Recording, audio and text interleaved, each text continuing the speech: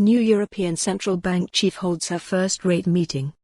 Frankfurt, Germany, AP. Newly appointed European Central Bank head Christine Lagarde makes her first official assessment Thursday of the mixed bag that is the eurozone economy, which suffers from slowing manufacturing and global trade even as consumer spending helps prop up growth.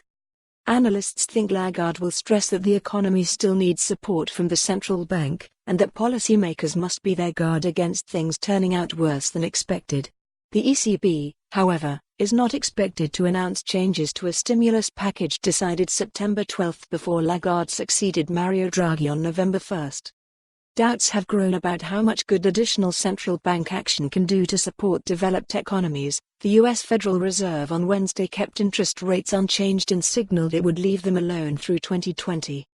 Instead, interest is focused on Lagarde, who is presiding over her first meeting since she was appointed by European leaders as the head of the institution that sets monetary policy for the 19 euro countries that use the euro and their 342 million people.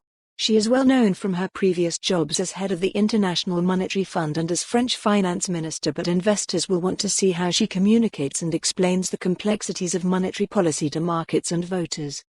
Other themes that may come to the fore at her news conference are her plans for a review of the bank's monetary policy framework and how it defines price stability, the goal it is supposed to seek under the European Union Treaty.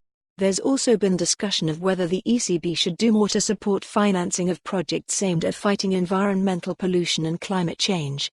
Analysts will also look for signals on how she will manage dissent on the ECB's 25-member governing council.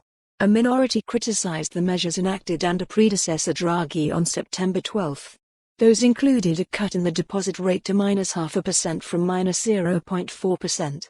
The rate is charged on excess cash left at the central bank overnight by commercial banks, so the negative rate is in effect a penalty that aims to push banks to lend the money to companies.